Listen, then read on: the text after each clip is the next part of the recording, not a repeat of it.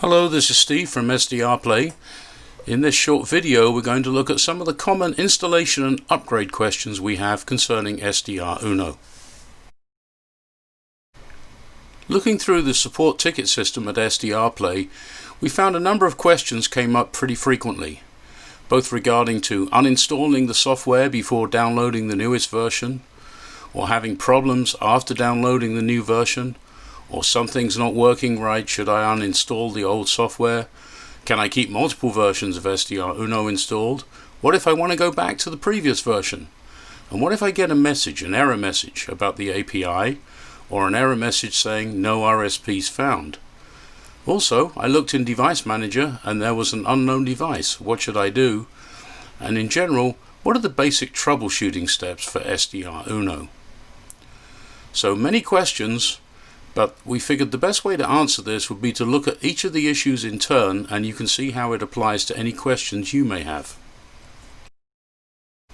Many times someone will tell us that they tried uninstalling and reinstalling the software and nothing worked.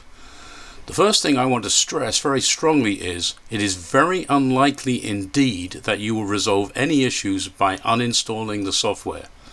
It should very much be your last resort and not your first. If there are any stubborn issues resulting from an upgrade or installing the software, normally a reinstall is all that is required. So if someone tells you that they uninstalled and reinstalled the software and it started working, what that probably means is they wasted the time doing the uninstall, and then when they did a fresh install, that solved all the issues. However, for those few occasions when it might be desirable to uninstall the software, for example you want to remove it totally from your computer, there are a couple of ways that you can do that. The first method to remove the software involves using the Windows Start menu. Click on the Windows Start icon in the lower left and then scroll down to the SDRplay section. Open that up, and as you scroll down through that list, you will find options to firstly remove the API, and then further on down an option to remove SDRuno itself. The second method involves going into Windows Settings and then selecting Applications. Again, you can scroll down the list until you find the items of interest, and you'll see on that list the SDRuno API. You can uninstall from there. And then again, the SDRuno program itself can also be selected to be uninstalled. But once again, I'd like to stress that uninstalling the software is very unlikely to solve any issues, and you should refrain from doing so unless instructed by SDRplay support, or unless you want to totally remove SDRuno from your system. In fact, it doesn't necessarily even help when it comes to removing driver issues, as we will see later on. Now let's take a look specifically at updating your software to the latest version. This can be done quite safely by installing in place on top of your existing installation, and one big advantage of that is it preserves your ini file, which is where your workspaces are saved. So you may either see a pop-up when you start SDRuno saying that a newer version is available, assuming you've enabled the auto update check, or you can check for updates at any time and it will tell you when a new update is available. When you start SDRuno, it may tell you an update is available, or you can check by clicking on the Options menu. Regardless, when you see the message that an update is available, you can click on Yes, and what it will do is close down SDRuno and take you over to the SDRplay website where the latest version of the software can be downloaded. Once you get to the SDRuno download page, simply scroll down on that page, and then at the bottom you will see a button that you can click, and that will download the latest version of the software for you. Just follow the directions and you'll be up and running again in no time. What happens if you've downloaded the latest software but then for some reason decide you want to revert to the previous version? The most common scenario for this is with regard to third-party programs that don't necessarily conform to the latest API versions from SDRplay. To do that, the best way is quite simply to run the installer again. Just navigate to your download directory, find the file in question, and just double click and run the installer. That will ensure that the version of SDRuno you require and the corresponding API for it are installed again, and you'll be back where you were. Another question we're asked is it possible to maintain multiple different versions of SDRuno on your PC? I think the answer to that is a qualified yes. It is possible to keep multiple versions there, perhaps in separate directories for each version, but you have to be a little bit careful because not all versions of the API can coexist.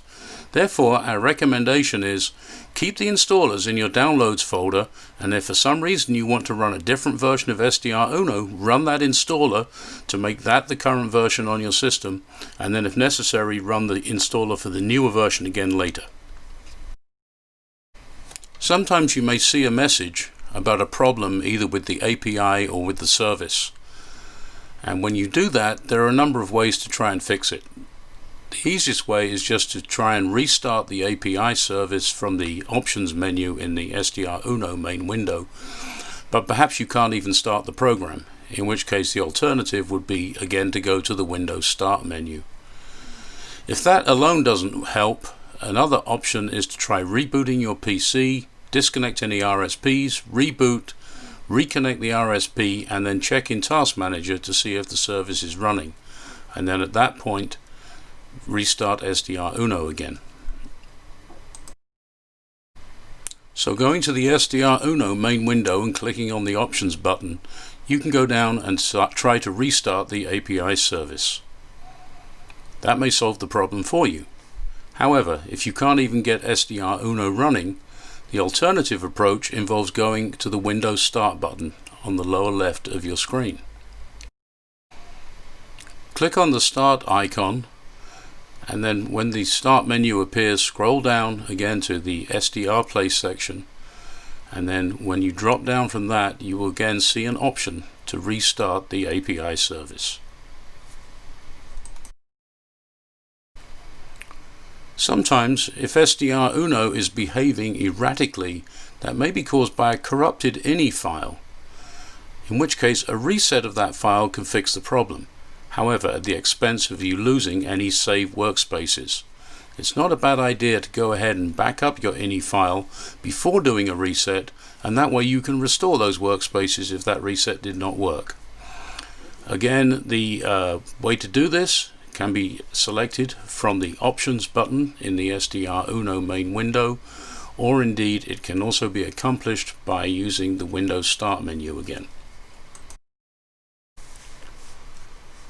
From the Options drop-down, you will see the ability to open the data folder in Explorer. This is how we find the ini file, and there you see it. What we can do now is we can right-click and copy that folder, or that file rather, and then we can paste it again into the same location, and now we'll have a copy of our ini file. So if we wish to restore it later, we can just rename it to be sdruno.ini, and we'll be back to where we started. Now that we've created a backup, we can go back to the Options menu and we can do Reset to Default Settings, and that will remove the original ini file. Again, there is an option to use the Windows Start menu to accomplish the same thing.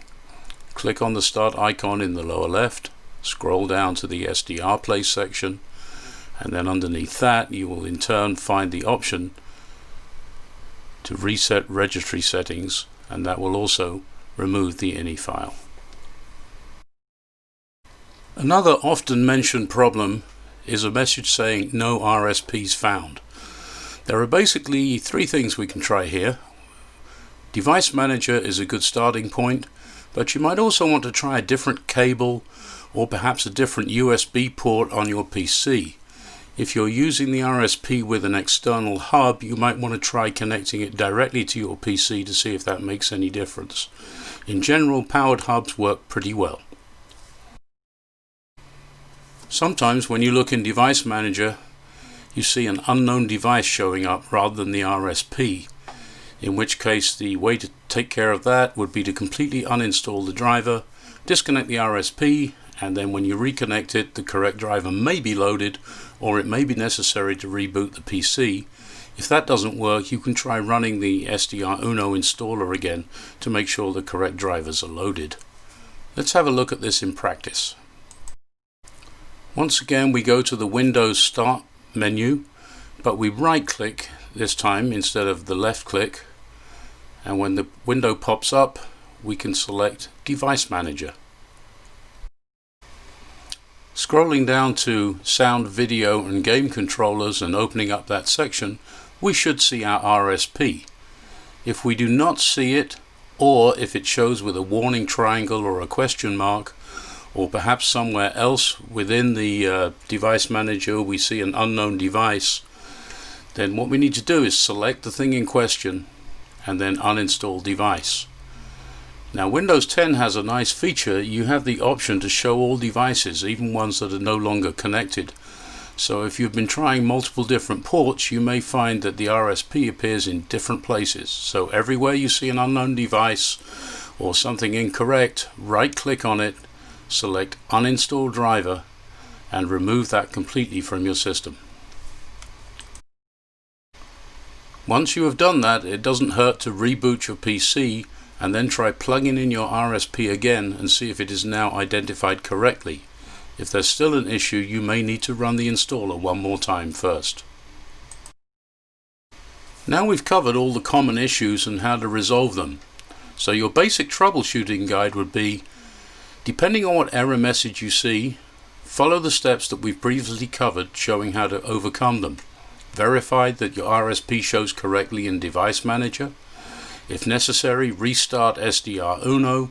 If that doesn't work, reboot the PC. And then if you still have problems, you can consider reinstalling SDRuno itself. If you still have problems after that, then please visit us at SDRplay.com for further suggestions and perhaps to open up a help ticket. As always, thank you for watching, and we hope this information has been helpful. Again, if you need more information, please visit our website at SDRplay.com.